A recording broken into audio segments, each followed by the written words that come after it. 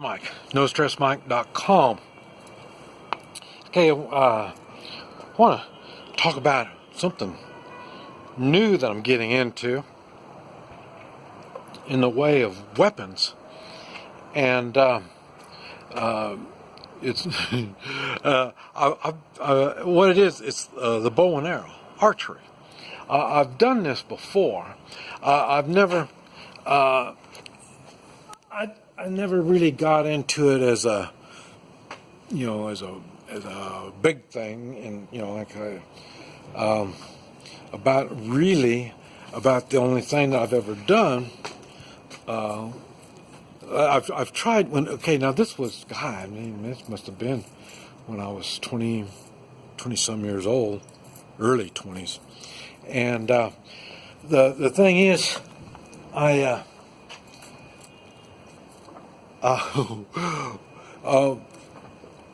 archery thing, I was learning more and more about it. I really enjoyed it at the time, and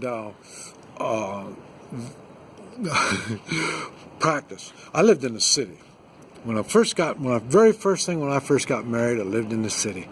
I don't know, about 6 months, something like that, and so I wanted to practice. And what I did was open my garage, and I put a bunch of bales of hay in the garage, and I would shoot. I'd go out in the street, stand in the street, and shoot up inside the garage. And also when I started doing that, also you started doing the slingshot. Did the same thing. I go out in the street and use my slingshot. And there's a law in many cities that you can't use shoot projectiles, and that covers everything that I do. I use spears, I use slingshots, slings, bow and arrows, crossbows, all this kind of stuff. So the reason they made that law is for people like me. I'm not all that smart. And what happened is one time my workshop was in the garage, and the door was clear on one side, and I had all the bales of hay over there up into the door, and I always closed the door. And one day, but I never put an arrow in that door. It's I got to be way off to get over there. So what I did is I left the door up, walked out in the street, and I looked out, and the door was open. I said, no big difference. So I went on and I started shooting my bales of hay in the garage. And then next thing I know is one of my arrows went through the door. The door was open and went right on in. Oh, man. And so then I went in there, and I thought, where's my arrow? Where's my arrow? And I didn't see my arrow laying anywhere, I thought, well, where could it have gone? And I had a window air conditioning in my shop. I was spoiled. And there was a little hole. And I thought, no, that surely can't be the arrow. So I went out in my backyard and looked around. I couldn't find my arrow. I thought, no, it can't be. And so I went on. We had just like a little walkway between my backyard and my neighbor's backyard. And so I went out there and I started looking out there. It wasn't out there. And I looked at the neighbor in the back in there, looked in their yard. And I thought, where's my arrow? Surely, couldn't have gone much further than that. And I looked over there, and my neighbor had a little hole in her window. And I thought, oh, man. And it was an elderly woman that lived there. And I thought, oh, man. No. And then I got a good imagination. And so I started thinking, I can just see this poor old lady sitting in a rocking chair, rocking, with an arrow in her back.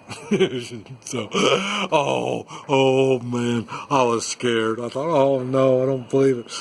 And so I went on and jumped the fence and got in her yard and walked around in her yard. I found my arrow in her grass, so I was okay at that. So from there, I use at that time I used a recurve, 3-piece recurve bow, and so I could take it down and use it. And so after that, I thought, man, this archery thing might be a little bit more dangerous than I thought. So what I started to end up doing, I started only using the bow for bow fishing. This way, I wasn't losing so many arrows. And like I say, I'm not into all that, gluing the feathers on and weighing the arrows, and I'm not into all that kind of stuff. That's more of a sport, and so I thought, nah. So I just did the bow fishing. And one time I was bow fishing. Oh, I love bow fishing. And you can get with shallow water, and you can see the fish swimming upstream in the shallow water, and then you can shoot at them. So it's pretty cool. And with the shallow water, you can see all the snakes, and you can see all kinds of cool things. You can stick arrows in, or like I say, I always carry a gun, so I'd be able to shoot whatever. If I can't get it with the bow, I can get it with a gun. So and then one time I was doing something different. I went in some deep water. It was over waist high, and it was probably about chest high. The water was, and so what I was able to do is I found a rock, and I stood on this rock, and that made it about waist high. And so I'm waist high in the water, and the water's slowly moving. And it was around the Kansas-Oklahoma border and on the river. And, the water's not crystal clear, not where I'm from. And so it's kind of dirty, so you really don't see it much. So it was really hard to see the fish. But every once in a while, I'd see a fish kind of come up close enough to the surface I can see it. And then I'd shoot it.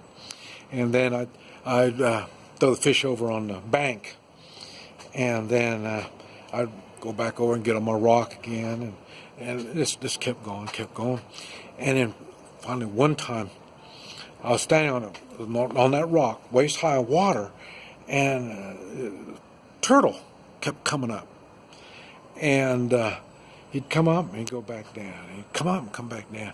And I thought, oh man, I was afraid he was going to bite my pecker, So I thought, man. So I put my bow on my shoulder and pulled out my gun. And then so I had my gun, and I'm ready. Waiting for him to come up. He'd go down, and I missed him. And I waited, and then pretty soon, everything went dark. I mean, the sun went away. So I'm over here like that, and it went dark. I looked up, and there was a buzzard, a big old buzzard, right at me. I go bam, bam, bam, bam, and when I shot at him, and then he ended up, he died. I got him, and so I thought, man, that was scary.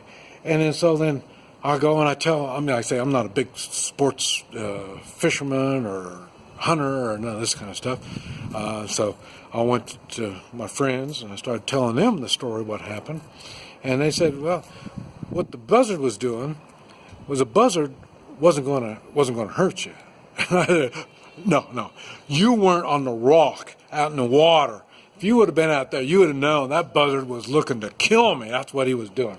So my imagination was working good then too. And they said, no, what he was trying to do is scare you away so they can go over and get that fish that you threw up on the bank. That was the whole idea of him coming down at you like that. But I'll tell you, that put the spook in me. But like I say, I have some kind of firearm with me most of the time anyway, so it's no big deal.